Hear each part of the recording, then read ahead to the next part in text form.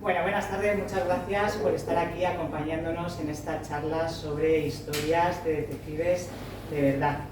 Y alguno de mentira que también aparecerá. Sí, también. Quiero presentaros a los dos protagonistas que nos van a introducir en este mundo tan interesante de los detectives. Óscar Rosa es investigador privado, profesión que le apasiona y practica no solo a nivel empresarial, sino también formativa e intelectual, con artículos de investigación y divulgativos, docencia en la Universidad Internacional de Valencia y Salamanca, talleres de formación, asistencia a congresos, conferencias en el ámbito nacional e internacional. Es socio de la empresa malagueña Itérita, especialista en fraude.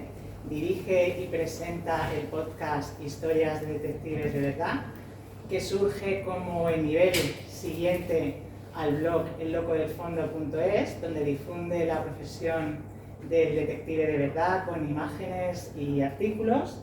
Su curiosidad imparable le ha llevado a investigar sobre el origen de los detectives en España, cuya tarea espera ver pronto materializada en un libro que servirá para reconstruir los inicios de esta profesión tan maravillosa como desconocida.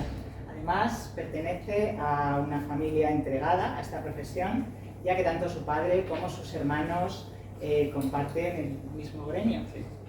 Ismael Córdoba, colaborador del podcast Historias de Detectives de Verdad, con su sección Detectives de Ficción, donde hace un repaso a los grandes detectives del cine y de la novela policíaca.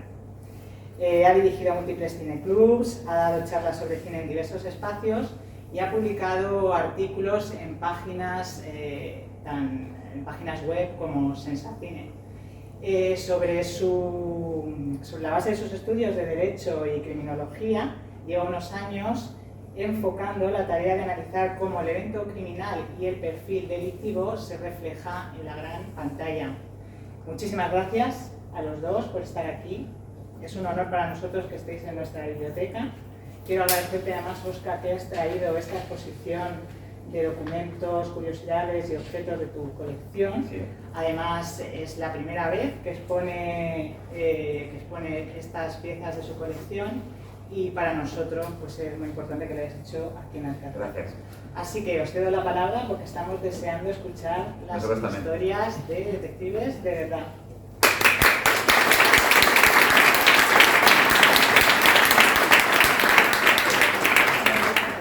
Bueno, muchas gracias, Esther, por la presentación. Y muchas gracias al patronato, a la biblioteca, a todos los trabajadores y trabajadoras, y sobre todo a Esther y a Raúl, que han estado ahí dando el callo, nos han ayudado un montón, muy agradecidos. Gracias a todas y a todos los que habéis venido y gracias a Óscar por prestarse a sus vacaciones a darnos aquí una charla. Yo, como ha dicho muy bien Esther, colaboro en el podcast, hago la sección de detectives de ficción. A mí lo que me gusta, yo soy un aficionado a este mundo. Óscar lo que siente es auténtica pasión y bueno, está desarrollando ahí un trabajo brutal que va a ir a la luz, como ha dicho Esther, dentro de poco.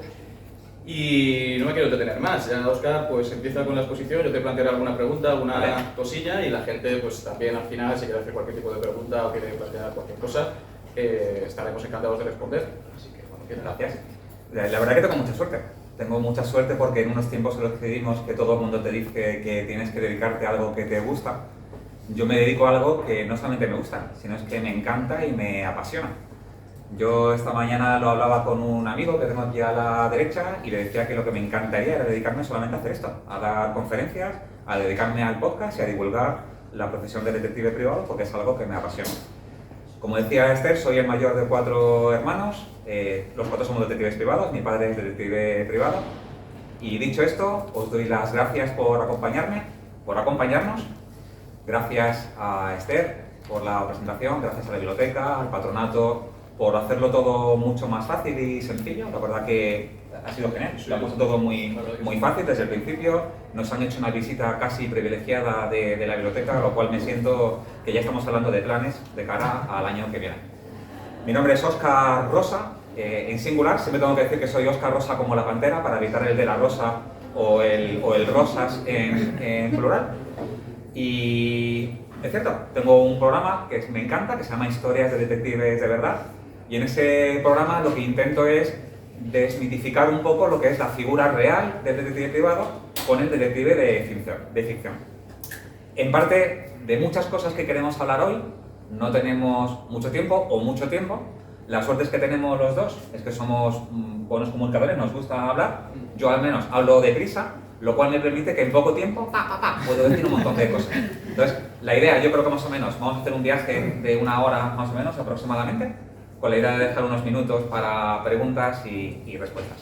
Entonces, lo primero que quiero romperos, lo siento mucho, si uno viene con la expectativa de decir, voy a conocer un detective que investiga asesinatos, lo siento mucho. Vengo un poco a romper los mitos. Esa es un poco la diferencia que hay entre los detectives de ficción y los detectives de verdad.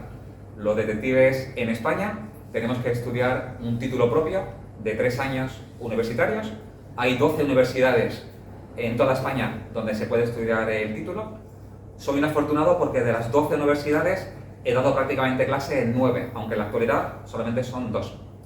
Después de los 3 años que has estudiado la carrera, tú tienes que ir al Ministerio del Interior. Ellos tienen un organismo que se llama Seguridad Privada, que pertenece a la Policía Nacional.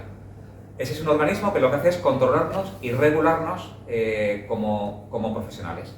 De modo que una de las diferencias también es que es el único país del mundo donde es una profesión 100% regulada desde el año 1951. Es decir, España ha sido una referencia en fútbol, ha sido una referencia en baloncesto, somos una referencia en tenis, hemos sido una referencia en Fórmula 1, somos una referencia en trasplante de corazón, en vías ferroviarias, pero somos una referencia para cualquier detective del mundo. Todo el mundo conoce al detective español. Mirad la piel, se me pone de gallina y esto lo he contado 50 veces, porque para mí es un orgullo sentirme que soy una referencia para compañeros de fuera.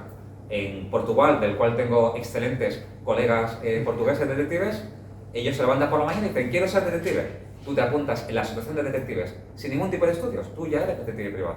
En Estados Unidos es un pequeño examen muy sencillo y muy práctico que no te pide unos estudios previos y tú ya eres detective. Aquí hay que estudiar 3 años. Es una profesión regulada, como os decía. El detective privado en español no lleva armas y el que la lleve tiene el mismo privilegio que lo puede llevar un vigilante de seguridad, que depende un poco de la profesión a la que te dediques, que tiene que implicar un cierto peligro para que puedas llevar pistola.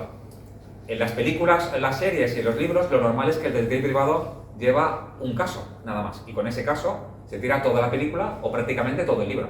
El detective de verdad, pues no lleva solamente un caso. Si lleváramos solamente un caso, pues es muy difícil el poder mantener una familia o tener el frigorífico medio lleno.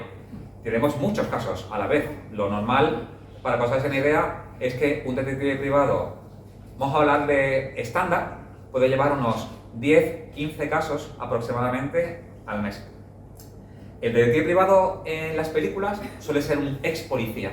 Esto ocurre y para muchos países es un mérito especial, que luego hablaremos de ello. Por ejemplo, para Estados Unidos, el contratar a un detective privado que haya sido ex policía o ex sheriff, como le gusta decirlo a ellos, pues es un prestigio y es un sinónimo de que el trabajo va a ser eficaz, porque se supone que es una persona que tiene cierto tipo de contactos. Bueno, seguimos. Ya he hablado del detective español hoy. Antes de seguir, esto es totalmente interactivo, ya te lo he dicho antes. Tú me paras, en cualquier momento hablamos. Óscar, quiero hacer una declaración, lo que tú quieras. Es una presentación, mi mujer, que la tengo aquí, mi bella esposa, que le doy también las gracias por haber venido, por toda la ayuda que ella me ha hecho con todo el material y las carteras. La presentación que tengo es para estar 5 horas hablando y solamente tenemos 1 hora. Yo me comprometo que el que me escriba, por hacerlo fácil, por Instagram, @locodelfondo, no el loco del fondo, @locodelfondo o @decinero, la presentación, la enviamos por correo electrónico y así no os perdéis todo lo que tengo aquí por contaros, ¿vale?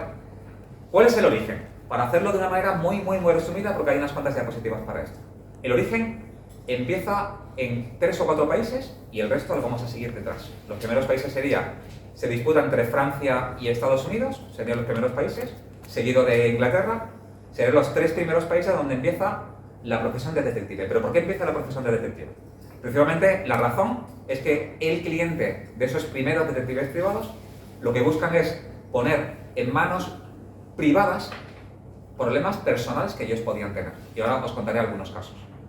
Coincide todo con una etapa de revolución industrial, con la aparición de una nueva clase social, que es la burguesía, con las grandes infraestructuras que empiezan a cambiar y hace que todo el mundo entero sea mucho más pequeño, que se pueda viajar hacia otros países de una manera mucho más rápida. Aparecen delegaciones de multinacionales por todos los países del mundo.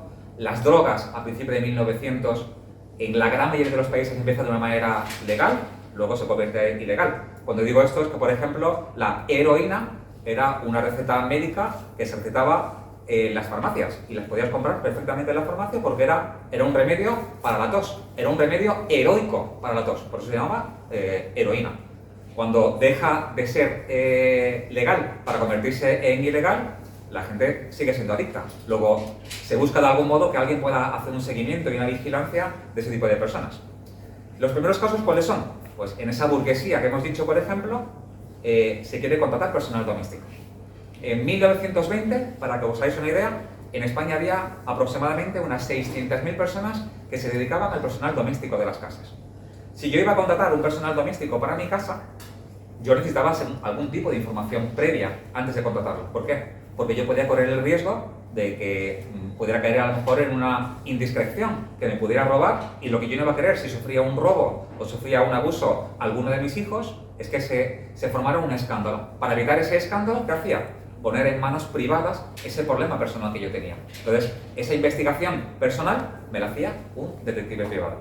Si yo tenía un negocio, yo era la empresa A y yo iba a trabajar con la empresa B, lo que yo hacía es contratar a la empresa C para que me hiciera un pequeño informe comercial, como dos que vais a ver ahí, para que me dijeran ese comerciante al que yo iba a suministrar mi producto, mi servicio, me dijera si era un buen pagador, cuál era su moralidad, qué forma de pago tenía, qué decían los vecinos de él, cuáles eran sus pequeñas referencias, etc. Lo normal, en estos tres primeros países que hemos dicho, Estados Unidos, Inglaterra y Francia, las primeras agencias la crean los policías. Pero lo crean los policías, una de dos, o cuando se han jubilado, entonces se convierten en policías particulares, que creo que es el nombre perfecto que define exactamente lo que hacemos. Son policías particulares.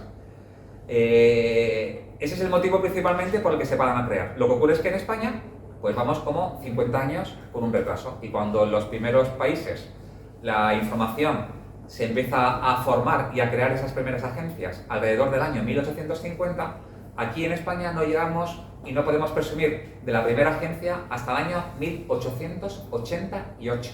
Ahora hablaremos de eso.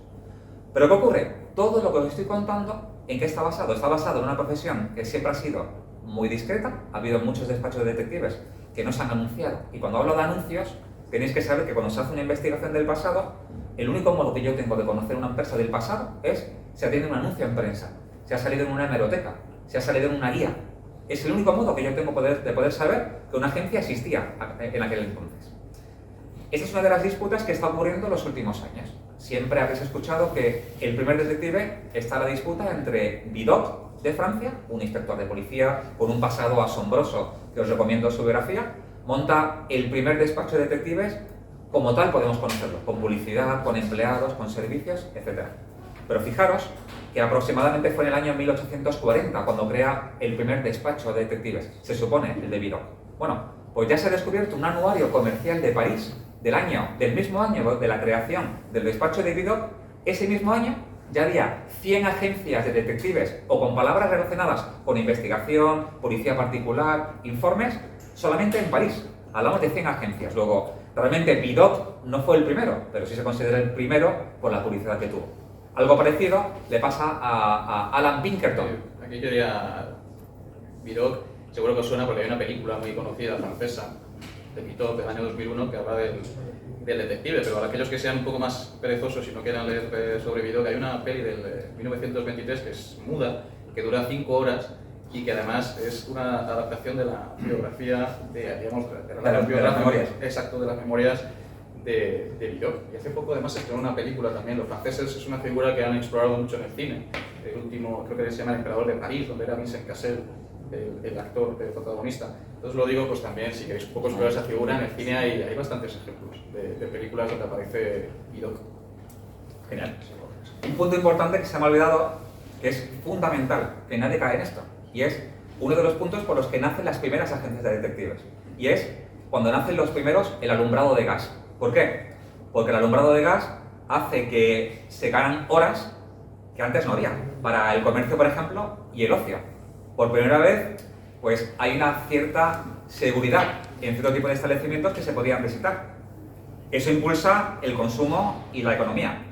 Después de la jornada laboral, pues el empresario o el empleado se podía gastar el jornal pues tomando copas o disfrutando de un amor de alquiler o disfrutando de la vida o con los placeres de la vida de otro modo distinto. Ese cónyuge o el jefe lo que hacía era contratar a un policía particular para que de algún modo hiciera una vigilancia o un seguimiento. Ahí es donde empiezan realmente las primeras infidelidades matrimoniales, que las ha habido siempre. Pero este es el modo, al haber luz, la gente puede pasear por las calles por primera vez teniendo la seguridad que antes no tenía, ¿no? Cuando todo estaba oscuro. Un poquito también surge la figura del sereno en España, creo que era en el siglo XVIII cuando surge, que terminó con el franquismo, era un poco también una figura que se acabó convirtiendo en una especie de guardia, que empezó siendo un tipo que controlaba las llaves, abría los portones y luego acabó siendo una especie de guardia Ese sereno yo casi estoy seguro que también hacía un poco de funciones que hoy, si las vemos con las gafas de hoy, sería intrusismo, como detective privado, ¿vale? Porque tengo el convencimiento que era alguien que conocía muy bien el barrio y estoy seguro que era alguien que decía, he visto a su marido con otra mujer o he visto a su mujer con otra persona, casi seguro, ¿vale? Incluso una de esas primeras necesidades son los primeros chantajes, porque los primeros chantajes salen precisamente de ahí, salen de los recepcionistas de hotel que veían al señor Rodríguez con una chica. Entonces amenazaba al señor Rodríguez diciendo, o usted me deja un dinero con un sobre, o le voy a contar a su mujer que usted tiene otra o otro, que también pasaba. Otro de las primeras agencias o de los primeros detectives es algo que me encanta y son los llamados detectives de tienda. Y es que a principios de 1900 nacen por primera vez lo que son los centros comerciales. Para esto yo os voy a quitar que continuamente tenéis que quitaros las gafas del presentismo y poner las gafas de hace 120 años. Ahora además las calles asfaltadas, con farolas, con aceras, pero tenéis que imaginaros que hace 120 años, imaginaos cómo podían ser las calles. Pues llena de basura, la gente echaba las cosas por encima de la ventana, la gente hacía sus necesidades en cualquier esquina y en cualquier rincón. Entonces para las señoras era un privilegio esos primeros centros comerciales. ¿Por qué? Porque entraba dentro de un establecimiento que estaba techado, donde no le estaba lloviendo, donde tenía la seguridad total, que no le podía pasar lo mismo que le pasaba afuera, que le podían atracar en cualquier momento, la cosa olía bien, no olía mal. Entonces, ¿qué ocurre? Son las mujeres las que realmente son las primeras clientas de esos centros comerciales. Pero claro, hay algunas clientas pues, que le gustaba a lo mejor algo que no se lo podía permitir, y a lo mejor se lo podía permitir, pero quería tener la satisfacción de decir, pues esto lo he cogido yo, me lo he metido dentro del bolso. ¿Quiénes eran los mejores que podían estar vigilando si había alguna clienta que estaba cogiendo algo? Eran las primeras detectives privados. Son las llamadas detectives de tienda, que nacen precisamente para esto, para vigilar esos primeros robos. Entonces, hablando de quién puede ser el primero, hablamos de Eugene Bido, que ya hemos hablado de él. Tiene una historia, como os he dicho, apasionante. Y es el primero que realmente empieza a escribir sus memorias. Esto lo vamos a ver mucho a partir de ahora. A partir de ahora, muchos detectives privados, sobre todo inspectores de policía, quieren de algún modo presumir y dejar su legado dentro de un libro. Llámale memoria. Isma, ¿tú por qué tienes 3 botellas de agua y yo solamente tengo una? Oh, es que esta está fresquita, no pasa nada, no pasa nada. Otro es... El otro es Alan Pinkerton, que este también tiene una historia que me encanta. Este también es un escocés, este tiene algo que me encantaría conocer tu punto de vista, porque la primera mujer detective, que también es una gran pregunta, se supone que es Kate Warner. Sí, van a hacer una película ahora. Kate Warner, una serie, ¿no? Una película. Emily Blunt creo que es la que va a ser, la produce J.J. Abrams. Este despacho aún no existe todavía. Luego, algo han hecho bien, seguro, porque si empezó, no había acabado todavía 1800 y ya nace el despacho y Alan Pinkerton sigue existiendo todavía, pues algo tiene que estar haciendo bien. Lo compró una compañía de seguridad que se llama Securitas, que todos conoceréis. Pues Securitas es el dueño de la agencia Pinkerton, que luego hablaremos. O sea, Pinkerton era una revolución en todo Estados Unidos entero. Lo que ocurre es que no hacía las investigaciones de las que luego vamos a hablar, que luego quiero contar lo que hago, por ejemplo, yo, ¿no? con mi despacho, el tipo de investigaciones que hago. Alan Pinkerton lo que hacía principalmente era desestabilizar huelgas, seguimiento de comunistas, hacía vigilancias de objetos, de maquinaria, de locales. Principalmente esas las funciones que hacía Pinkerton.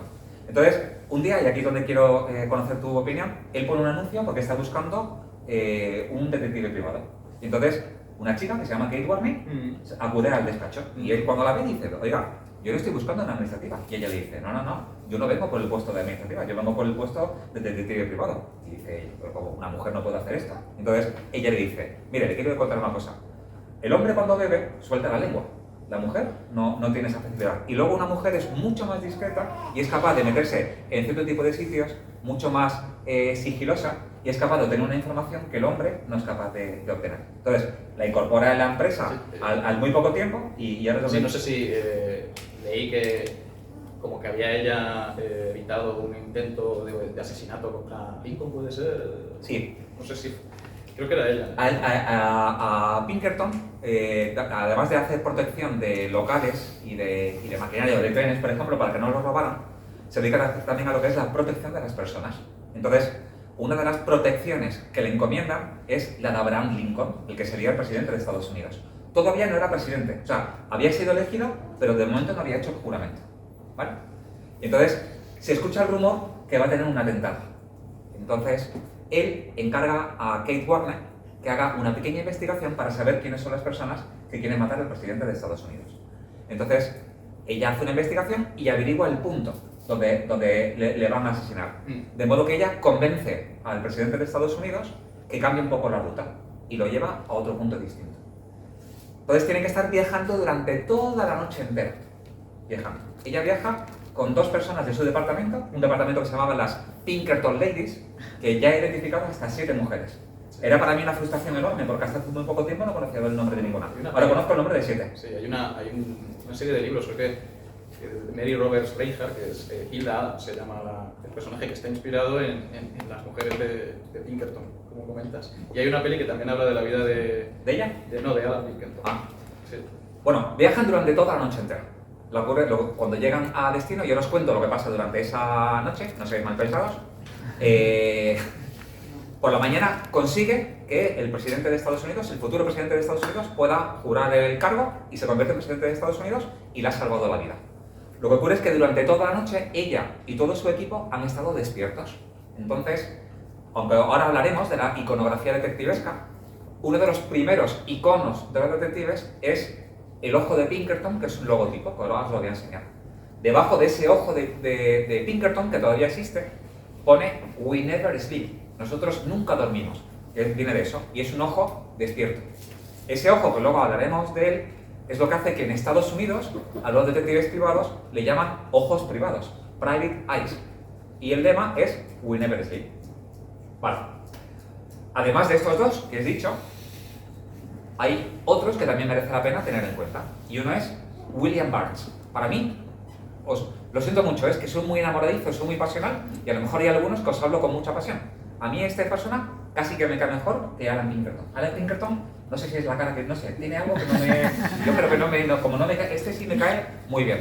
He hecho una investigación y he encontrado muchas cosas de él. Este quería ser actor cuando era niño, también escribe sus propias memorias, y durante decenas de años fue su agencia, Barnes Agencia y Pinkerton Agencia, fueron competidores.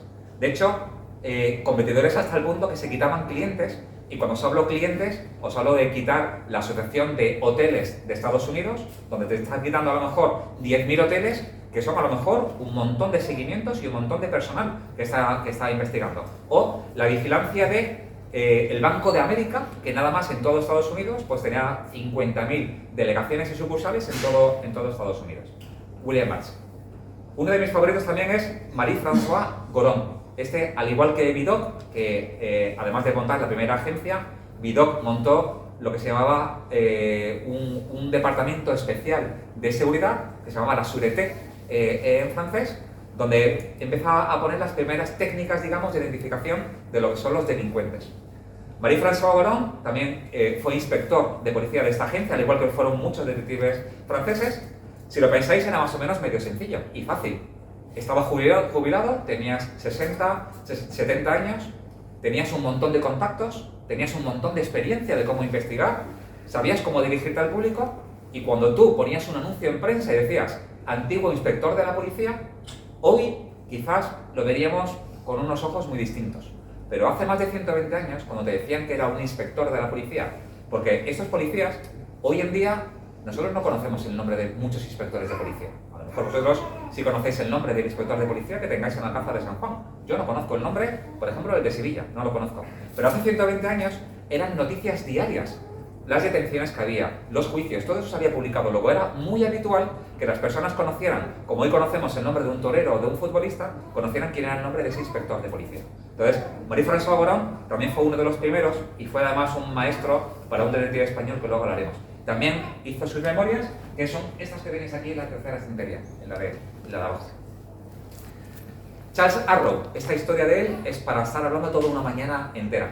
Él fue posiblemente el responsable que en España hablemos de la palabra detective privado. Y eso tenéis que ver la Barcelona de principios de 1900, donde hay atentados prácticamente a diario, donde los anarquistas ponen bombas y ni el gobierno ni la policía está organizada en Barcelona y no saben qué hacer. Y toman la decisión de acudir a Scotland Yard para buscar un policía, un experto de policía, detective policía, que les enseñe pues, cómo identificar a los anarquistas, qué hacer con ellos, cómo hacer las fotografías, cómo organizarse en definitiva para poderlos detener. Y a principios de 1900 cogen un avión, se trasladan hasta Inglaterra y tienen una visita con él. Este señor acude a la estación de Sants, os lo tenéis que imaginar, principio de 1900, donde los primeros mozos de escuadra, el calzado que tienen son esparteras. Zapatos, prácticamente, que los veríamos ahora y parecerían de una persona, de un indigente. Y debajo del tren sale un señor de casi 1,80 m de altura, vestido de negro, con un sombrero de copa, con un bastón, con su mujer y con sus 3 hijos, todos perfectamente elegantes. Tan solo duró 3 años en España. Tuvo muchísimas críticas porque el sueldo que le ofrecieron era un sueldo muy alto. Me imagino que también la lengua era un problema principal, porque si hoy en día, si nos hablan en inglés para más de uno, es una dificultad, tenemos que imaginar hace 120 años el gran problema que sería.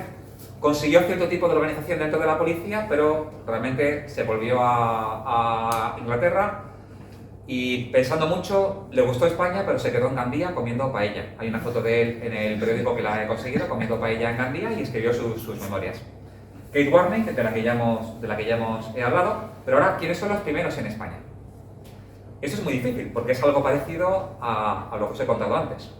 El primero yo lo tengo identificado en 1888, pero cuando estoy muy contento que lo he encontrado y me pongo a investigar sobre él, siempre me encuentro con un anuncio o un nuevo periódico que se ha digitalizado y siempre encuentras uno que es antes que él.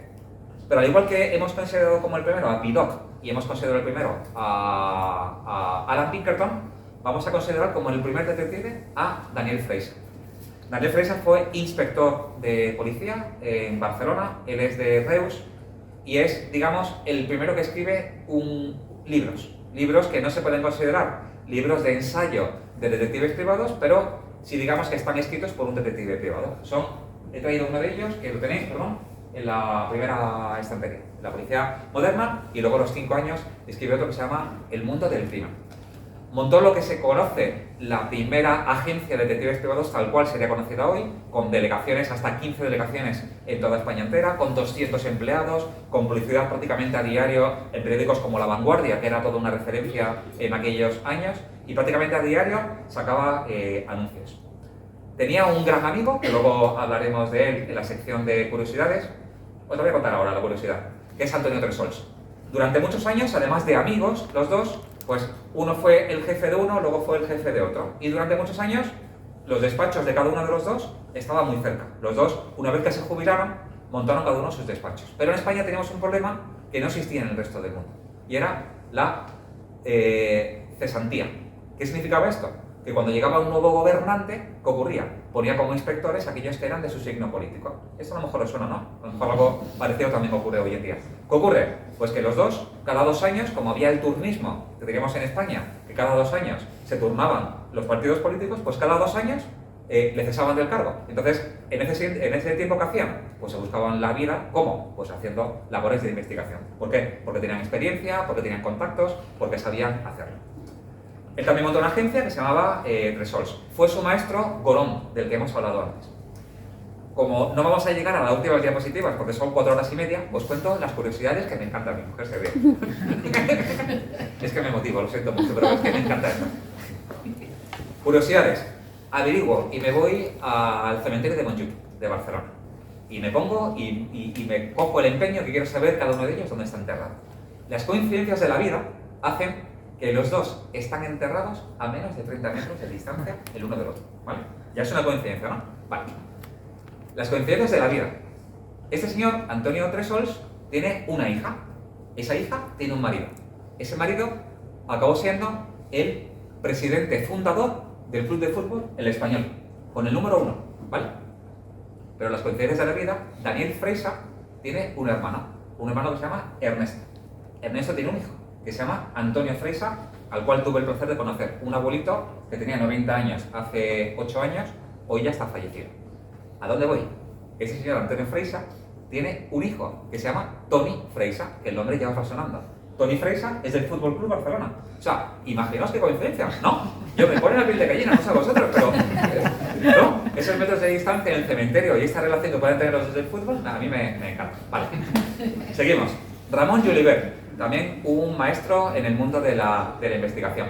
Y a mí me encanta porque empieza a ser un detective innovador y empezamos a encontrarnos con los primeros detectives privados en España que no son inspectores de policía, son empresarios. Es gente que apuesta por una profesión prácticamente desconocida, que se están jugando sus cuartos, como se le puede jugar hoy en día a un empresario. Pero él era un continuo innovador. Entonces, hoy todos conocemos, por ejemplo, a los cobradores del frac. Lo que buscan el cobrador del frac es ponerse debajo de alguien que es un deudor o un moroso, y lo que buscan es buscar la humillación, es humillarte, ¿vale? Bueno, pues él crea, en el año 1920, crea lo que se llamaba los hombres colorados, o los hombres langostinos, que era como le llamaban en Barcelona, que iban absolutamente todo de rojo, sombrero de rojo, traje de rojo, camisa roja, corbata roja y bastón rojo, lo cual, yo no sé qué llama más la atención, si un cobrador del frac vestido de negro, ¿no? O un tipo vestido de rojo. Y nos encontramos con la primera escuela de detectives privados. Entonces, la crea Ramón Julibert en el año 1920. Mi gran enamorado, Enrique Cazanet, me encanta. Lo siento, os lo he dicho, es que me gusta mucho, me apasiona. Es como uno que le gusta mucho su grupo. Enrique Cazanet, que tenía ese toque a lo Manolete como torero, crea también un primer despacho, pero crea un tipo de despacho en un nivel de alta boutique, investigaciones de alta boutique. Empieza a trabajar para bancos, empieza a trabajar para grandes empresas.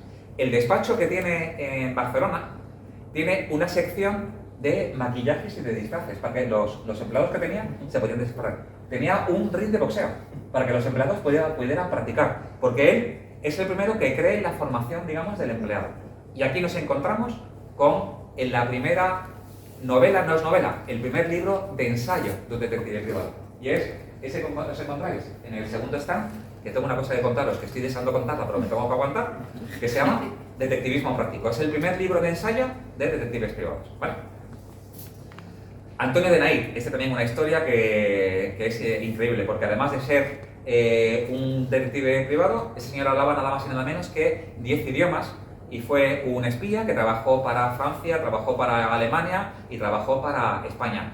Era un señor muy bajito, realmente no muy atractivo, claro, vosotros lo veis ahí en grande con esas gafillas, pero si veis otro tipo de fotos no es muy atractivo. Pero el hombre era un ligón que no os lo podéis imaginar. Yo imagino que, claro, hablando 10 idiomas tienes, multiplicas por 10 todas tus posibilidades. Como sale por la noche. Joaquín Lamotte también es uno de mis favoritos. Ya empieza a crear, digamos, empieza a jugar con el marketing. Porque su apellido es Lamotte, él le da la vuelta y se llama Romal. Entonces, él fue la agencia Romal. Era todo un empresario, fue, por ejemplo, le encantaba viajar hacia Argentina y Uruguay, y él trae, por ejemplo, un dulce típico que se llamaba cubanitos. Entonces, él, por ejemplo, se le ocurre una idea que hablamos que hoy en día, si a mí me contaran esto, yo diría a un detective, es una idea fantástica. Se le ocurre un sistema de información para los hoteles, de modo que cuando alguien llegaba y decía, hola, ¿qué tal? Soy Antonio Torres González, por favor, una habitación. De algún modo pudieran acceder a un tipo de listados y tú saber si un señor que se llamaba Antonio Torres González había estado en un hotel y se había ido sin pagar, por ejemplo, la cuenta. Hace más de 100 años se me había ocurrido al tipo la idea. Vale. Entramos ahora en otra sección que se llama Simbología Detectivesca, ¿vale? La simbología detectivesca, ¿qué es? Pues vosotros imaginaos este botellín de agua. Si este botellín de agua yo le pongo una gabardina y le pongo un sombrero de tipo fedora, se convierte en detective. Si le pongo el sombrero de Sherlock Holmes y la capa de Sherlock Holmes, es que se ha convertido en detective privado. Eso es simbología. Pero mucho antes de la gabardina, del sombrero fedora, de la capa de detective de Sherlock Holmes, o del sombrero de Sherlock Holmes, o de la pipa, sencillamente a lo mejor una pipa curva ya se convertiría en detective. Mucho antes que eso, ya hay un tipo de simbología, que es la que quiero compartir con vosotros. El primero ya hemos hablado de él, es el ojo de Pinkerton. Es algo parecido a ese. Arriba ponía Pinkerton National Agency y debajo We Never Sleep. Ya sabéis la historia, no os la he contado. Es porque Kate Warner se tira toda la noche entera vigilando el vagón donde está el futuro presidente, que se me ha ido el nombre, Abraham Lincoln. Es que a veces hablo tan deprisa que no... Toda la noche entera despierta. Entonces, como han estado vigilándolo toda la noche, nosotros nunca dormimos. Entonces, recordad que el ojo en Estados Unidos nos llaman a los detectives privados los private eyes. Pero esa simbología detectivesca empieza a relacionar, y hay un montón de primeros detectives privados que utilizan como logotipo un ojo en sus diferentes formas. Ahí os he dejado un par de tarjetas en la estantería donde aparecen los ojos, pero aquí os voy a contar muchos. El ojo tiene su simbología, que no es tampoco para hacer un monográfico sobre esto, pero nos encontramos desde el ojo de Horus, el ojo fenicio, que por ejemplo es muy típico en Málaga o en Malta, se puede ver, el ojo de Buda, el ojo aparece por ejemplo en la mano de Miriam, el Hansa, el ojo de Shiva. Siempre el ojo tiene como un tipo de simbología como especial. Incluso está muy relacionado con un símbolo masón. De hecho, lo encontráis, no sé si lo tengo por aquí, el billete de dólar. El billete de dólar, arriba del todo, aparece un pequeño triángulo con un ojo. ¿Por qué decide Alan Pinkerton irse a por el ojo? Y es que, según todos los estudios, Alan Pinkerton era masón. Que no pasa nada por ser masón, pero no sé, como estamos hablando y compartiendo cosas, pues lo cuento. Y es que se supone que el primer socio que tiene Alan Pinkerton era masón, y el local donde se hace la escritura de esa primera agencia Pinkerton es un local principalmente masón. Aquí os digo, os pongo algunos ejemplos, por ejemplo, desde una revista que se llama El Ojo de la Policía, donde veis el ojo. Otra revista, por ejemplo, muy típica de principio de 1900 de Francia, que se llamaba Los Misterios de la Policía Secreta, veis el ojo. Aquí veis, por ejemplo, un documento real que tengo, que es de la agencia Pinkerton, donde el emblema, lo veis ahí, es el ojo. Un periódico que se llamaba El Detective de Cataluña, que era como un tipo de revista, veis ahí el ojo a la derecha. Le Humanité, que era el despacho de detectives de Ramón Julibert, el que creó lo de los hombres langostinos. También veis el ojo como emblema, o un detective que también me encanta, que hoy no voy a hablar de él, pero hablaremos en otro momento, que se llama Valente Quintana, que es como le llamaban el Sherlock Holmes mexicano. Es como el referente mexicano, Valente Quintana, que también, ahí veis que utilizaba el ojo. Aquí os he traído uno que a mí me encanta, que se llama el Occhio del Detective. Es una agencia de detectives italiana.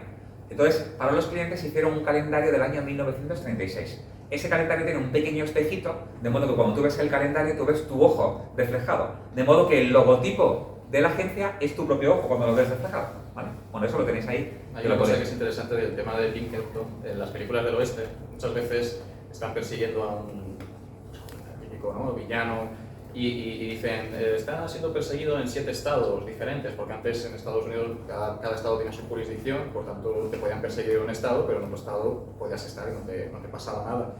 Y en una serie que se llama Deadwood, que es una serie muy buena, que terminó ya, la última temporada llena a los hombres de Pinkerton siguiendo a un tipo que está en uno de esos estados. Es decir, los hombres de Pinkerton permitieron moverse por todo Estados Unidos, y con esa comunicación que había, si se enteraban que un tipo estaba en otro estado y por tanto no le podían coger en el estado donde estaba la orden de búsqueda, pues se trasladaban hasta allí porque se les informaban a sus compañeros y entonces lo cogían. Eso se ve mucho en el cine del oeste. Pero bueno, sí, es que tiene como ese toque como sí, sí, ¿verdad? Los primeros sí, de Pinkerton, ¿verdad? Sí, sí, total. Hay muchas películas que yo creo que incluso se refieren.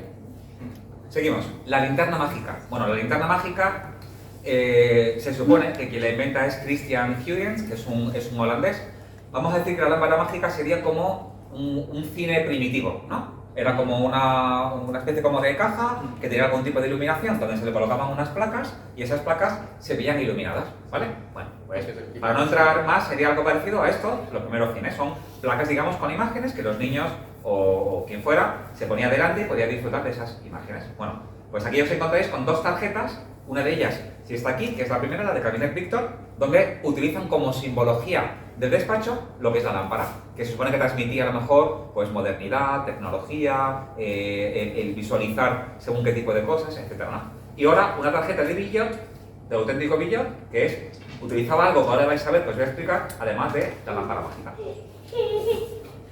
Para mí esta es la favorita que voy a contaros. Disfruto, o sea, no os podéis ni imaginar con esta que os voy a contar ahora. Y esto es un detective francés que se llama Eugène Billot, compañero, por ejemplo, a los años de Corón, por ejemplo, que hemos hablado. También fue un inspector de policía que monta su agencia. Pero en aquellos años hay un tipo que es conocido en el mundo entero. Se llama Leo Cappiello. Es un experto, pintor, pero sobre todo está especializado en hacer carteles publicitarios. A lo mejor si os digo Cappiello, como tal, no suena. Pero cuando salgáis de aquí, poned Cappiello en Google. Aquí algunas imágenes tengo. Y veis las imágenes, hay un montón de... Todas las imágenes vas a decir, en algún momento la he visto. Es como que los hilos de plata de la cabeza se os van a mover. Hace para Martini, hace para Campari, hace para un montón de marcas. Y Leo Cappiello le encarga un cartel para su despacho de detectives. Y entonces, ¿veis? Este es, a que os suena, ¿no? El tipo de colores y tal. Todos esos son los típicos carteles que hacía, por ejemplo, Cappiello, ¿no? De champán, para leche condensada Iberia, para Cinzano, para anís infernal. Bueno, pues el resultado es que Cappiello lo que le entrega a Billot es este cartel. Es un hombre enmascarado, se basa un poco en el personaje de Fantomas de los cómics. Es un hombre que tiene una máscara que simboliza la discreción, tiene una capa y tiene unos guantes que simboliza pues, la elegancia, lo que es la sutileza, ¿no? de los guantes. Sobre todo una gran llave, que la gran llave puede simbolizar, yo me imagino que era que el detective con la llave del conocimiento pues puede abrir todo tipo de puertas. Vale, esa imagen, todo esto que os he contado, tanto el ojo, la linterna y este señor, es mucho antes del gorro de Sherlock Holmes y de la capa de Sherlock Holmes, que ahora hablaremos de ello. Entonces, si veis otra vez la portada del libro de detectivismo práctico, os suena a que tiene un gran parecido con esto. Si veis, por ejemplo, el logotipo del logo del fondo, ahora cuando os pegáis, ¿lo veis ahí? Sí. ¿Os suena, más o menos?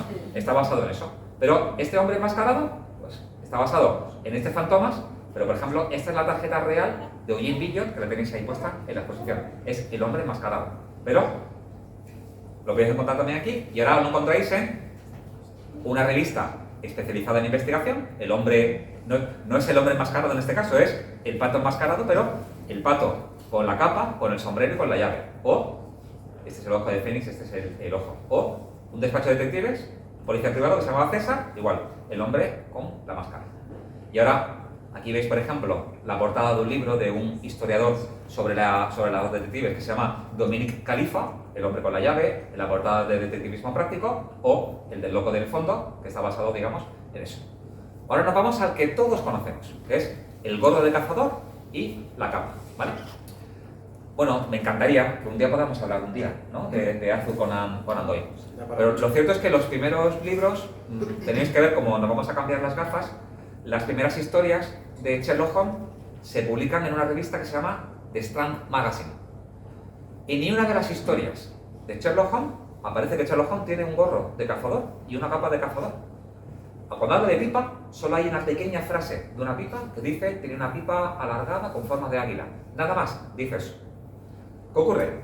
Que las primeras historias de Sherlock Holmes salen publicadas en Strand Magazine. Entonces, hay una persona que esas cosas del destino y de esas casualidades que ocurren, hay un señor que se llama Payet. Payet, sus hermanos ya trabajaban como dibujantes, pero uno de ellos se pone malo, de modo que se ofrece voluntario para suplir a su hermano. Entonces, se tienen que encargar de ilustrar a Sherlock Holmes. Entonces, ¿qué hace para ilustrarlo? Lo ilustra de este modo. Esos son dibujos reales que salieron publicados en esa revista. Lo dibuja con su imaginación, con un sombrero de cazador y con una capa de cazador.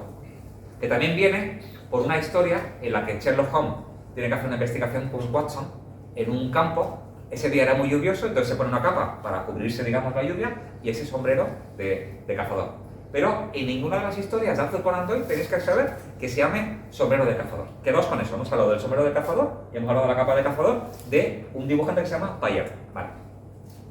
Pero ahora nos encontramos con las primeras veces, fijaos lo que hablaba antes, cualquier dibujo animado le pones el sombrero de Sherlock y la capa y ya lo conviertes en detective privado. ¿Vale? Quedaos con eso, ahora volveremos otra vez a eso que hemos hablado, porque ahora os quiero hablar de la pipa curva. ¿Vale? La pipa curva en ningún momento habla de la pipa curva o la pipa del saxofón, que todos conocemos, en ninguno de los libros de Sherlock ni en Strand Magazine. Pero, por primera vez, se lleva las historias de Sherlock Holmes al teatro. Y quien lo hace en el teatro es un señor que se llama William Gillette. Estoy buscando ahí la relación que hay con el Gillette de las cuchillas. Parece ser que ahí hay un primo segundo y algún tipo de conexión ahí. Y William Gillette representa por primera vez el personaje de Sherlock Holmes en el teatro. ¿En qué hace? Se basa en el personaje ilustrado por Payet, de modo que cada vez que sale al escenario se pone una capa de cazador y el sombrero de cazador y se pone una pipa. Pero la primera vez que se pone una pipa se da cuenta de algo, y es que cuando está en el escenario y está representando al personaje, se da cuenta que cuando gesticula, como la pipa es recta, el público no le está viendo, de modo que se le ocurre una idea. Utiliza una pipa curva, de este modo se me pueden ver la boca, me pueden ver la cara. Entonces, esos tres objetos empiezan a entrar dentro de la mente y del colectivo, y las personas empezamos a asociar el sombrero de cazador, la capa del cazador y la pipa curva con Sherlock Holmes, en este caso, ¿vale? La gabardina y el sombrero, pues también algo parecido, y son esas primeras películas, aquí tú eres el que está tocado con la varita mágica de los privilegiados, que es increíble, pero se supone que la primera vez que un personaje detectivesco aparece con gabardina y con sombrero es Dick Tracy. Pero a mí me encantaría que hablaras de Bogart, que fue uno de los primeros, que luego hablaremos del personaje con una curiosidad. Pero Colombo, por ejemplo, que todos lo hemos conocido, o el detective de Clouseau, que también, de hecho, casi todos los detectives privados ya, en una serie, en una película, casi todos ya van asociados con la gabardina y con el sombrero tipo fedora. Sí. La lupa es otro de los símbolos, es otro objeto que también incluye William Gillette dentro de las obras de teatro y que también pues, simboliza a lo mejor el buscar una pista, el poder ampliar información, etc. Vale. A través de libros elementales como estos, los voy a enviar por correo electrónico. Aquí tenéis una serie de libros elementales que muchos, afortunadamente, se pueden conseguir a lo mejor en algún tipo de anticuario, otros, desgraciadamente, lo tenéis muy complicado. Vale. Quiero hablar de tres detectives manchegos, que son para mí tres de mis favoritos, que os podéis sentir muy orgullosos de los tres detectives manchegos que tenéis. El primero de ellos es Ramón Fernández Luna, creó un despacho de detectives que se llamaba Instituto Fernández Luna. Fue todo un referente en Madrid porque fue el que crea la brigada criminal. El tipo era un especialista, era muy friki como Sherlock Holmes. Sabéis que Sherlock Holmes, por ejemplo, a nivel de pelusas, pues el tío tenía toda una colección entera de pelusas. De tornillos, Sherlock Holmes tenía toda una colección de tornillos. Este era igual. El laboratorio que tenía, yo me lo puedo imaginar, todo esto de grande. Y es el primero, digamos, que crea fichas de identificación para los delincuentes. Sus casos salían prácticamente a diario en los periódicos, pero detrás de uno de esos casos está la detención del famoso Fan Thomas. Fan Thomas era un tipo que lo que hacía era conquistar a mujeres ricas y cuando las tenía enamoradas y dormidas lo que hacía era robarle el dinero. Hay toda una historia genial de toda una persecución que le hace, pero consigue atraparlo. No escribió ningún libro, se le llamaba el Sherlock Holmes español, no ha habido otro mote parecido, o sea, el único que tiene el honor de llamarse el Sherlock Holmes español es don Ramón Fernández Luna, que falleció en el año 29, es de Almadén. El segundo sería Eduardo Caballero, del que hay muy poca información, tan solo hay una entrevista que le hacen en un periódico, en portada, que se llamaba El Labriego. Este era un tipo bastante singular. Si lo veis, nada más la fisonomía que tiene es muy parecida, no quiero volver atrás otra vez, pero muy parecida a William Gillette. Muy parecida, ¿no? El pelo así elegante, los guantes, el tipo. Entonces, este, por ejemplo, para que os hagáis una idea, había sido instructor de lucha japonesa y gimnasia, había sido colaborador en esos primeros principios de lo que serían los Boy Scouts.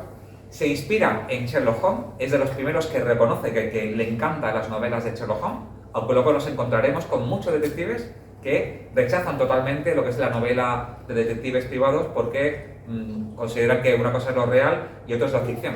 De hecho, me he encontrado con escuelas de detectives privados que una de las asignaturas es desmitificar precisamente la novela negra, ¿no? Y contar, oye, esto es verdad o esto no es verdad. Él quiso ser policía toda la vida, pero los padres no se lo permitieron porque consideraban que era una profesión un tanto peligrosa. Me ha recordado la cara, perdón que te interrumpa. No. La fisonomía, que fue una ciencia que se utilizó dentro del ámbito judicial hace muchísimos años, y había un juez, creo que era el marqués de Mascarrí o algo así, que tenía era muy famoso porque en una sentencia dijo: o bien las partes a favor y las partes en contra, y vista la cara del sujeto, le condenó a la horca. Era una ciencia en la que para la imputación, la culpabilidad, pues se basaban en el físico, en la fisicidad, porque consideraban que existía ahí como una relación entre la forma craneal, las características físicas y la predisposición que puede tener al delito. Entonces, es verdad que es un rostro que Sí, seguro. Te cuenta varios casos en la entrevista que merece la pena, y trabajaba como representante de una gran agencia de detectives que se llamaba La Actividad, de otro tipo que se llamaba Antonio Ordóñez. Y este es el último de los detectives manchegos, último, digamos, cronológicamente, si hacemos una línea en el tiempo, y es don Eugenio Vélez Troya. Escribió 2 libros, uno de ellos de ensayo, los 2 son de ensayos, pero uno de ellos es contando todos sus casos, ¿no? que hizo. Los tenéis aquí, ¿no? Unos arriba del todo y las otras huellas, que es donde cuenta los casos. Era de Torre de Juan Abad. De hecho, es de los pocos detectives en el mundo que tiene una calle. Vais a Torre de Juan Abad, hay una calle que es calle Eugenio Vélez Troya. Uno de sus deseos era el crear el primer y único museo del detective en España. Su deseo no lo llegó nunca a cumplir. Yo quiero tener el honor, a lo mejor, de poderle, no sé, a lo mejor en algún momento lo puedo hacer. Creó una gran agencia, presume de ser el primer detective con licencia oficial o regulada en España, y fue, digamos, el que crea la primera asociación de detectives privados. De hecho, investigué también sobre un congreso que hay en España en el año 1961, y fue él el que lo organiza, porque lo que me sorprende de ese tipo de detectives, que luego hubo otras, es un señor que no habla inglés. Entonces, ¿cómo sin saber inglés? Pues está considerado, no sé si lo tengo por aquí, pero estaba considerado, por ejemplo, como sheriff honorífico de Nueva York. Viajaba a Nueva York continuamente, viajaba a Inglaterra, daba clases de formación a detectives en Chicago. Entonces, yo no entiendo cómo era posible si no hablaba inglés. No me cabe otra que con alguien que le traducía, ¿no? Y luego, entrando ya en la fase final, vaya string he metido. espero no haberos dejado cao, ya queda poco, ¿eh? Y ahora pasamos a las preguntas. Me encanta todo esto de qué conexión hay, o qué relación hay entre esto y esto. Lo he contado con mi amigo Eduardo, que ya es la segunda vez que lo de. Hola Eduardo, ¿qué tal? Aquí estamos.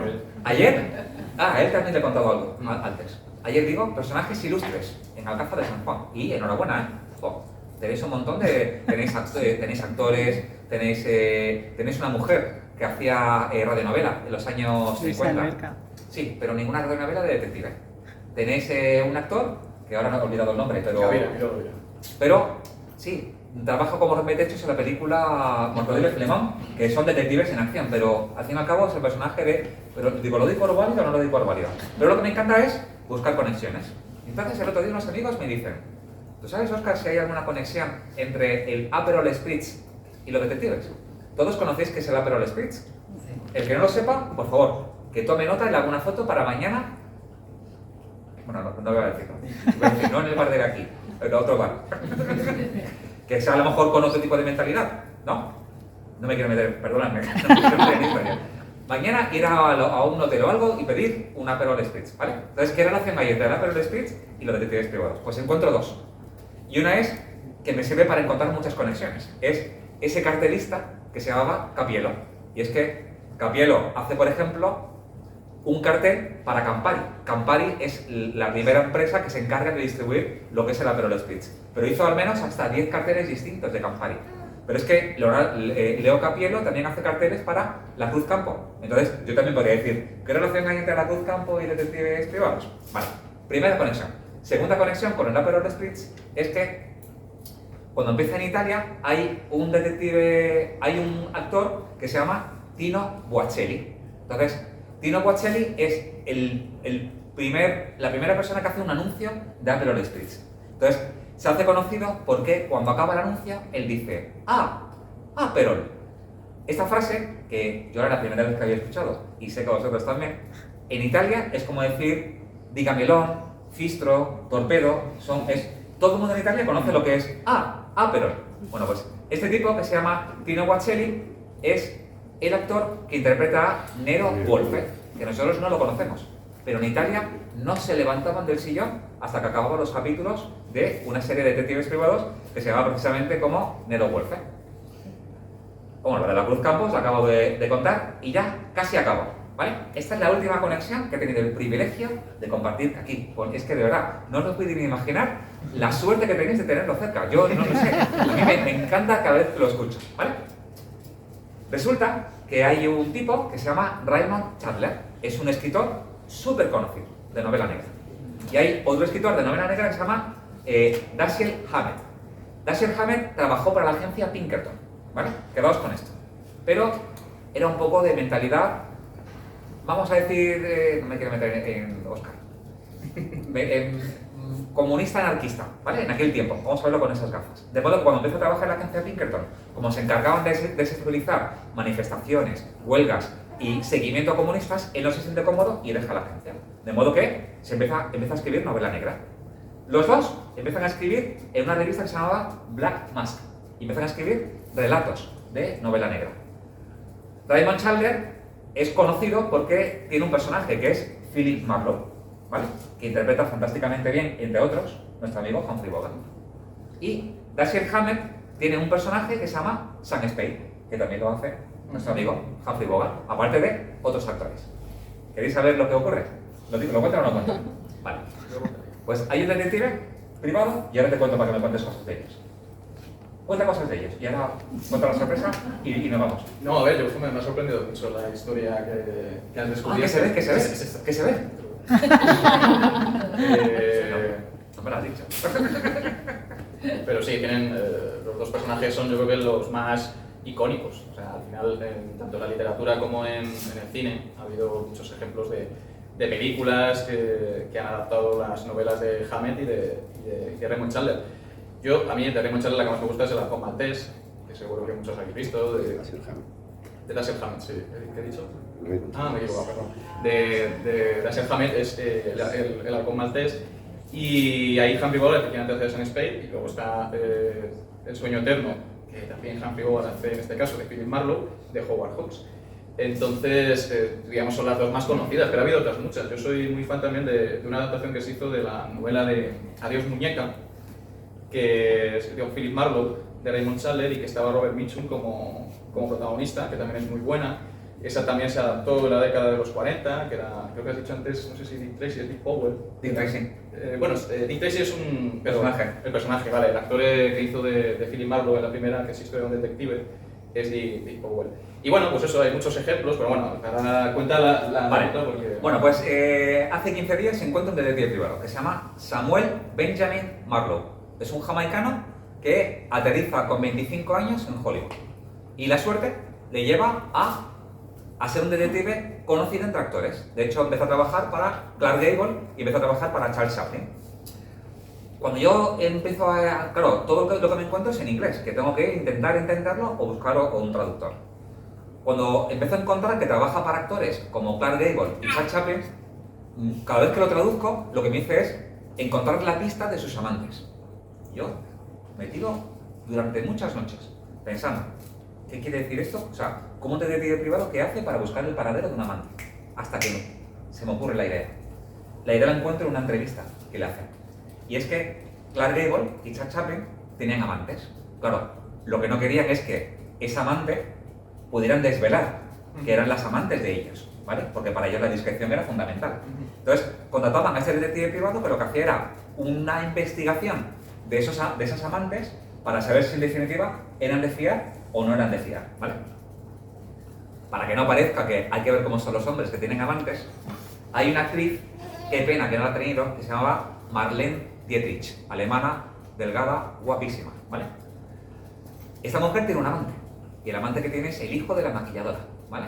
Entonces la mujer, pues cuando termina de trabajar, pues está, pues bien hecho, ¿vale? Pero claro, no había contratado a este hombre para a ver si era de fiar o no. Y el hijo de la maquilladora empieza a enviarle anónimos haciéndole chantaje. Y le pide nada menos que $8.000 en los años 40, ¿eh? O sea, una barbaridad. La Paramount, la compañía, digamos, grande de cine, contrata al detective privado para que averigüe quién es el que está emitiendo los anónimos. Y ella descubre, el detective descubre, que el que lo descubre, o sea, que el que está haciendo ese chantaje es el hijo de la maquilladora. Y aquí viene la sorpresa final. Quiero que veáis el nombre que él tiene. Se llama Samuel Benjamin Marlowe. Resulta que escribe una carta a la revista donde trabajan los dos, haciendo relatos de detectives, quejándose de que todo lo que están contando de detectives de ficción no tiene nada que ver con la verdad y que la vida real del detective es otra. De modo que empieza a establecer conexión y amistad con los dos. Y los dos empiezan a basar, miradla bien, empiezan a basar sus personajes en todas las recomendaciones que él les hace. Vale, os vuelvo a enseñar el nombre. Samuel Benjamin Marlowe. Mirad cuál es el apellido de el personaje de Raymond Chandler. Recordad que era Philip Marlowe. ¿Vale? Lo pone en honor del detective que presume de ser el primer detective negro de Hollywood. Pero aquí el amigo Dashiell Hammett se llama Sam Spade. Sam es la abreviatura de Samuel. ¿Qué me decís, No, a mí me encanta. Vale. Por último, os quería contar la relación, que esto, sí, vale, 3 minutos, es que esto merece la pena. ¿Qué relación hay entre los detectives y la zarzuela? Entonces, resulta que en el año 34, José Muñoz Román y Emilio González del Castillo hacen una zarzuela que se llama La de los ojos en blanco. Tenían 8 actos. Pues uno de los actos es las señoritas detectives. Entonces, tenéis que imaginaros un montón de chicas que me encantaría escuchar la musiquita, me encantaría. En YouTube está, pero solamente están las horchateras, no están las detectives privados. Yo lo voy como a recitar cuál era ese acto, pero tenéis que imaginarlo con musiquita, año 34, ¿vale? Entonces, había una detective que decía: si sospecha una casada que el marido le es infiel, me suplica despechada que descubra yo el pastel, que le cele y que le siga, le vigile que le diga, si es que tiene alguna amiga de postín. Y yo entonces, día y noche, le persigo a pie a un coche y al fin veo el trapicheo del pillín. Todas las bailarinas decían: señoritas detectives que descubren la traición, pues nosotras ha caído el marido pirandón. La detective decía: y sabemos ir detrás y la pista no perder y advertir al que se escurre lo que puede suceder. Tenga usted cuidado que se empieza a murmurar y se va a saber y le va a pesar. Y todas decían: tenga usted cuidado, no se entere su mujer, que ahora hay detectives que le pueden ver. Tenga usted cuidado que se empieza a murmurar y se va a saber y le va a pesar. ¿Vale? Bueno, y con esto, bueno, os quería contar la conexión de los dos futbolistas, pero ya lo he contado antes. Además que es normal que los detectives, los equipos de fútbol contraten en la vida real a detectives privados para hacer informes de reputación de esos nuevos futbolistas que van a contratar. Hay un caso, y fue hace unos años, de un futbolista que de apellido Guardiola, no el entrenador, otro que era del Barcelona B, y el mismo día de la presentación llega un informe de detective privado que había hecho una investigación de redes sociales. Entonces, ese jugador que iban a contratar había puesto una serie de comentarios ofensivos relacionados con Cataluña y a favor del Madrid, el gran rival del Barcelona. De modo que el mismo día que lo iban a presentar, pues dije: no, niña, al final, tira, apaga el micrófono que no lo vamos a contratar, ¿vale? Y por último, y con esto acabo, es una historia que me encanta. Es un detective privado, compañero de Daniel Freixa y compañero de Antonio Gresols. Después de ser policía, monta su primera agencia de detectives, pero muy pequeñita. Yo le llamo el detective inventor, porque se le ocurre un invento, y es poner calambre con cables en un lago, de modo que todos los peces, por ahí el calambre y todos los peces salían, pero nunca llegó a tener éxito, no sé por qué, por algún motivo. Pero se le ocurre un invento y lo patenta durante 20 años. Y patenta una idea que no llegó a funcionar nunca. Patenta la idea de crear unos flotadores especiales para los tranvías, para que cuando atropellaran a alguien, pues de algún modo el daño fuera menos. Aquí viene la historia. A los 5 años de haber patentado la idea, muere atropellado, ¿sabéis cómo? ¿Vale? Bueno, y con esto, muchísimas gracias de verdad por vuestra...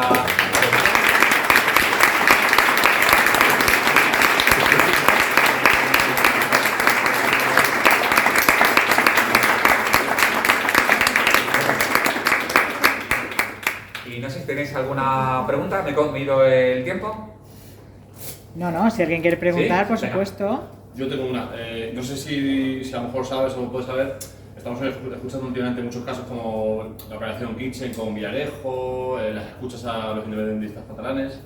¿Hasta qué punto esas supuestas placas del Estado se pueden apoyar en detectives privados? Mira, gracias por la pregunta. A nosotros, ese tipo de noticias no os podéis ni imaginar el daño que nos hacen. Sí. Tenéis que saber que en España solamente somos, no sé por qué, somos 4.000 licencias, ¿vale? Contando que la primera licencia es del año 1951. Es decir, detectives activos somos 1.500. Villarejo, lo curioso es que nos hace mucho daño a los periodistas cuando hacen noticias, nos desprestigian un poco hablando de la palabra espiar. Los detectives espían. Sin embargo, a un espía, de verdad, como es Villarejo, lo busca en relación con detectives privados. De modo que lo que hicimos hace 4 años es una consulta al Ministerio del Interior para que nos confirmaran si Villarejo era detective privado. Y la respuesta es que Villarejo no es detective privado, ¿vale? Cuando tú grabas una conversación, con que una de las dos personas que están en una conversación, esto tenéis que saberlo todos, con que una de las dos personas sepa que está en la grabadora, la otra persona no tiene por qué saberlo, ¿vale? Es decir, yo estoy comiendo o desayunando contigo, Edu, yo puedo tener una grabadora, tú no tienes por qué saberlo, siempre que yo lo sepa, ¿vale? Lo que no puede hacer Isma es ponernos una grabadora a ti y a mí en el desayuno y tú y yo no saberlo y él no estar. Eso es lo que no puede ser. Pero un detective privado, siempre que su cliente tenga interés legítimo, imagínate, tú eres el director comercial de la empresa de Isma y yo soy el director general de su competencia y él sabe que tú y yo vamos a comer juntos. Contrata un detective privado, tiene interés legítimo, acordaros lo que lo dije en un principio, o sea, tiene un interés legal y nos pone un micrófono en nuestra comida para saber de qué estamos hablando. Es decir, hay un interés legítimo y puede poner un micrófono para podernos saber. Nunca las placas del Estado se van a basar en detectives privados. ¿Por qué? Porque nunca va a haber interés legítimo en eso. Nunca. O sea, ¿un ayuntamiento puede investigar a un concejal? Claro, porque tiene interés legítimo. Pero podrá contar con su ayuda, pero no será un informe real, ni será un informe legal. Es decir, no puede, por ejemplo, ratificarlo en un juicio o responsabilizarse de ese informe. Entonces, lo habitual es que se van a basar pues, en espías, se van a basar en tecnología, se van a basar en una serie de conocimientos, pero yo, bajo mi punto de vista, nunca detectives privados de verdad. Yo quería hacer una aclaración que íbamos a hacer y es la diferencia entre criminología y detectives. Y al final no la hemos hecho. ¿No? Bueno, pero que pregunte la gente. Sí, vale. Mejor, si quieren comentar. Ya contárnoslo. Claro. Sí, yo creo porque muchas veces se piensa que para estudiar detective privado hay que estudiar criminología. Ya hemos aclarado que no. Se llama título propio de detective privado y otra cosa es criminología. Pero tú, para poner una aclaración. Sí, a ver, es yo lo que te quería preguntar era los informes que podéis hacer vosotros, si pueden ser utilizados, un informe que hagas tú dentro de tu trabajo, si se puede utilizar dentro de un procedimiento judicial como una prueba. 100%. O sea, es muy habitual que los juzgados asista al detective privado para ratificar su propio informe. Siempre, ¿vale? De hecho, el informe nuestro, lo habitual es que se le suele enviar al abogado de la parte contraria. Claro, eso quiero decir, muchas veces hay cierta polémica porque los fiscales dicen esto es un contrainforme que quiere romper la base de los elementos probatorios sobre la que se articula toda la defensa. ¿No te puedes imaginar? ¿No os podéis Y imaginar? ahí siempre... Claro, Sí, sí. no os podéis imaginar la de problemas que hemos tenido con el tema de las máscaras. Porque hemos hecho investigaciones de alguien que dice, oh, me duele la espalda, no puedo trabajar. La empresa nos contrata porque se supone que está de baja por lumbago y el detective la ha pillado jugando al fútbol en la playa con el hijo o saliendo del gimnasio, pero tiene la máscara puesta. Entonces el abogado contrario nos dice, no, ese no es mi cliente. Claro, eso nos ha pasado mucho. Pero señor, fíjese, pero es que está al lado de su hijo. Bueno, pero no es mi cliente. Señor, está al lado de su mujer. Ya, pero no es mi cliente. Tiene los ojos verdes. No, pero no es mi cliente. ¿Los detectives privados pueden tener algún tipo de acceso a sistemas de información policial tipo No. AFIS o...? Ojalá que sí. Si tú conoces alguno, preséntamelo por favor porque me encantaría conocerlo. No, nos basamos en fuentes abiertas. Otra cosa distinta que tenéis que saber es que lo que vale realmente luego es nuestro informe, ¿vale? El informe es lo que le va a dar legalidad de cara a la Agencia de Protección de Datos, de cara al Ministerio del Interior y de cara a mi cliente. Otra cosa es que yo tenga un amigo que trabaja en una comisaría y que yo le pueda dar una matrícula y que me pueda decir a nombre de quién está la matrícula. Imagínate que yo estoy haciendo una vigilancia. Algo, por ejemplo, que pasó la semana pasada en un grupo de WhatsApp que tenemos. Y es alguien que, desgraciadamente, cada vez que sale de su casa se encuentra con una caquita de perro. y no sabe quién es el dueño. Está loco, porque tiene la seguridad que hay una mala intención detrás. No es algo al azar, pasa todos los días, todos los días. ¿Qué han hecho? Han contratado un detective privado. Entonces, han visto ya el coche que llega. El coche la aparca, ha visto cómo sale con el perro, la ha puesto y vuelve a esconderse. Ya tiene la matrícula. Entonces, hace la foto de la matrícula. Ahora, vamos a saber quién es el que está detrás de la matrícula. Entonces, tú tienes un amigo que es un policía. Te mira la matrícula y dice quién es el titular. Se llama Juan Jiménez de la Cruz. Vale. Yo voy a incorporar en mi informe que el titular es Juan Jiménez de la Cruz. Yo ya puedo averiguar en el buzón, ya miro, Juan Jiménez de la Cruz, ya sé dónde vive. Y a raíz de lo que me ha dicho ese policía, yo ya inicio una investigación. Pero yo ni menciono al policía, no, claro. ni ahí está. Eso puede pasar, claro que puede pasar. Y con el tema de las redes sociales habrá cambiado la investigación totalmente. Totalmente, no te puedes ni imaginar. O sea, yo hay investigaciones que han sido las investigaciones más cortas que he hecho en mi vida. ¿Por qué? Porque una de las típicas investigaciones que solemos hacer es que una empresa nos contrata porque va a contratar un directivo. Y eso es un caso real lo que te voy a contar, ¿vale? Y este directivo, pues, iba a cobrar 8.000 euros al mes. Entonces, ¿qué quiere que le hagas? Claro, no quiere meter a un tipo que cuesta 8.000 euros al mes, que sí, que ha pasado todos los filtros de las entrevistas, todos, de los socios, de recursos humanos, ha presentado diplomas, ha presentado currículum, ha presentado un montón de cosas, pero quiere un informe de detectives privados. ¿Para qué? Para ver si es un tipo de fiar, pues le gustaría que habláramos con los vecinos, saber los vecinos que nos pueden contar de él, que nos pueden contar de él en otro trabajo, pero fundamental hoy en día es el tema de las redes sociales. Pues en redes sociales, el tipo se manifiesta de un modo, pues con cierto tipo de violencia. Utilizando un tipo de lenguaje no grosero, nivel máximo de grosería.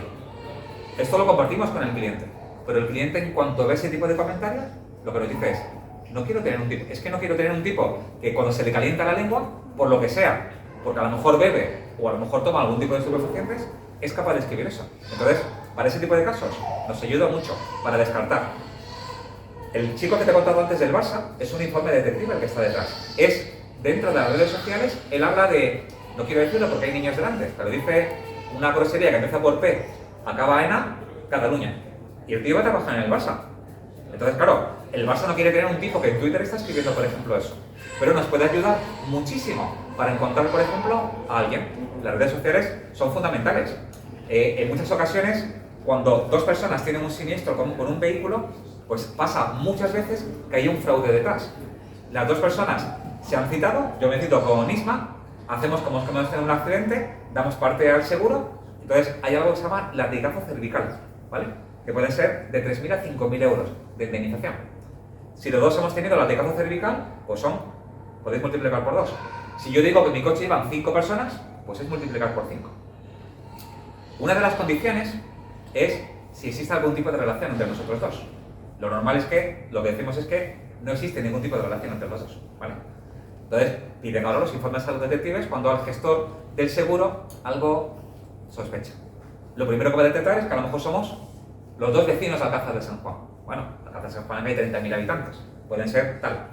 Pero si los dos, y esto pasa, no te puedes ni imaginar de veces, son amigos en Facebook, ahí es un punto para sospechar, muy importante. Pero ahora vamos a profundizar un poco más. Si él ha puesto cierto tipo de fotografías y yo le estoy diciendo, Isma, qué tío más grande eres, cuánto te quiero, tío. Eso ya es suficiente para que la aseguradora diga, lo siento mucho, usted me ha mentido.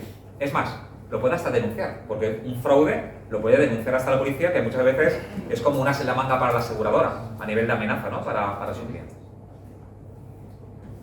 ¿Las aseguradoras os contratan o tienen su propio...? Las aseguradoras en España contratan detectives privados, sí. Porque, aunque tengan detectives privados, un detective privado no puede trabajar para sí mismo. Es decir, imagínate, Mafre, no tenemos ideas, no hay nadie de ninguna aseguradora por aquí, ¿no? Vale.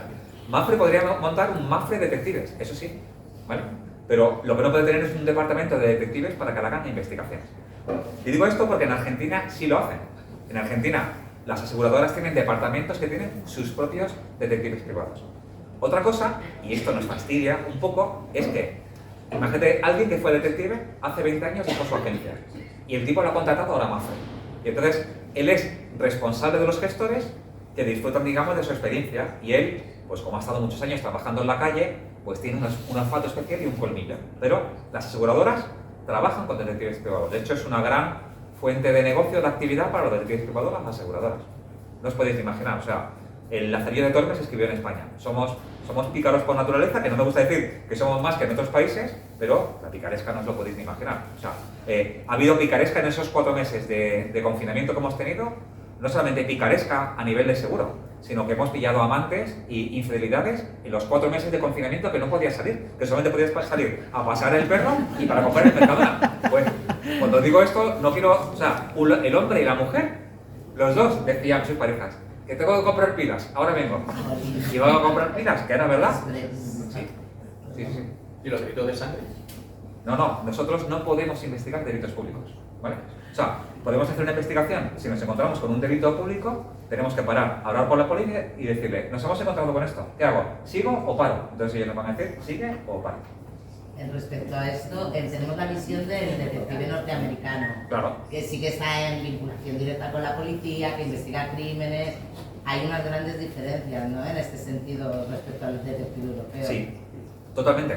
Pero dentro de Europa, en Europa tenemos algo que es la Agencia de Protección de Datos, pero dentro de Europa, España es donde la normativa es mucho más fuerte, ¿vale? Y recuerda eso, los 3 años de título propio y luego que no podemos investigar delito público, ¿vale? Eso, creo que la Ley 5/2014, que es la Ley de Seguridad Privada, creo que es el título segundo, regula todo lo que es la figura de detective privado. Claro. Por si alguien quiere leer un poquito, te pone los requisitos, te pone las competencias que tienen y te das cuenta de que están como muy atenazados por la administración, sobre todo en los delitos que molan, que son los de sangre. Asesinos en serie. ¿Alguna pregunta más? Sí, yo quería preguntar bueno, venga, pues va muy... si hay personas a las que no puedes investigar porque tengan algún tipo de inmunidad legal, o por ejemplo a menores, ¿puedes investigar a menores? Totalmente. O sea, no hay ningún tipo de... De hecho, es bastante habitual el que los padres quieran conocer las rutinas y los hábitos de sus hijos. Es muy habitual, muy habitual. Y, por ejemplo, nos pueden contratar, por ejemplo, para un chico desaparecido, por ejemplo. Ha desaparecido, la policía va a intervenir, pero con permiso de la policía, pues el detective privado tiene más tiempo, se puede centrar más y tiene más técnicas quizás, no mejores que la policía, pero es muy habitual que un detective, de hecho la semana pasada, un chico desapareció, no recuerdo en qué provincia de España, apareció en Portugal y que lo ha encontrado con un detective español. Y investigar la monarquía sería posible también. Totalmente, claro. O sea, no hay Sí. inmunidad ninguna. La pregunta es quién te contrata. O sea, Ya. ¿Sofía me va a contratar para investigar a Juan Carlos? No, quiero decirte, Sofía me podría contratar para investigar a Juan Carlos, claro. O Felipe me podría contratar para investigar a Leonor y a Sofía, eso sí podría. Lo que no puede investigarme es, lo que no puede hacer es lo que pasa en otros países, que un periodista me diga, señor, ¿usted puede hacer una vigilancia de Felipe que quiero saber todos los cotilleos? Eso es lo que no podemos hacer. ¿Vale? Tiene que haber siempre un interés legítimo, una razón legal para poder investigar. En las infidelidades también, o sea, tú podéis investigar me refiero, ver sus conversaciones y demás. No. ¿Entrar, por ejemplo, en WhatsApp? No. Lo de las infidelidades no es tan fácil. O sea, os he hablado de las bajas, os he hablado del lumbago.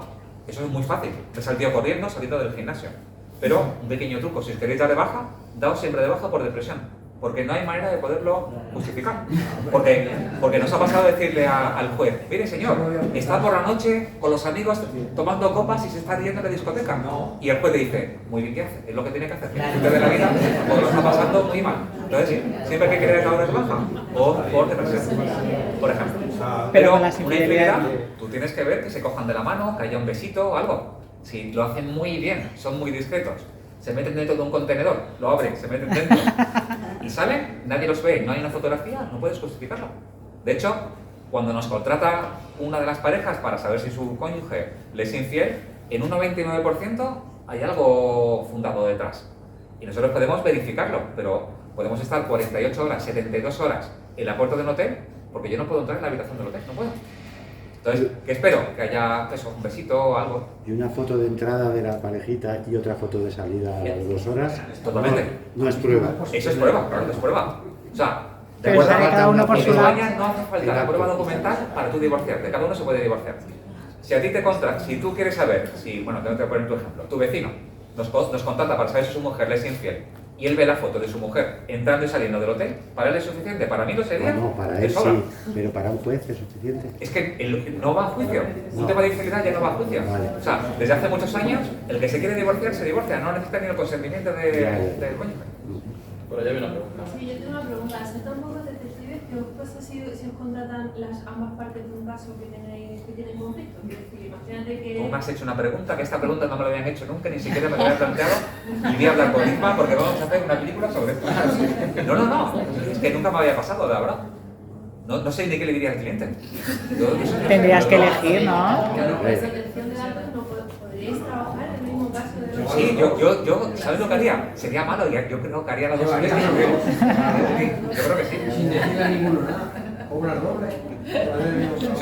Sí. Somos mejor. Mira, os cuento un caso real y con esto acabamos, ¿vale? Es un detective que tengo, amigo muy buen amigo mío, que es francés.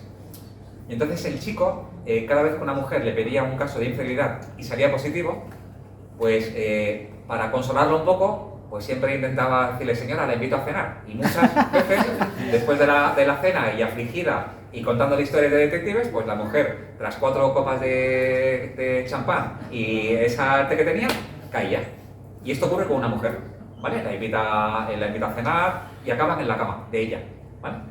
Él se levanta por la noche, se levanta a orinar y cuando está orinando ve a un niño pequeño por el pasillo, que es el hijo de ella.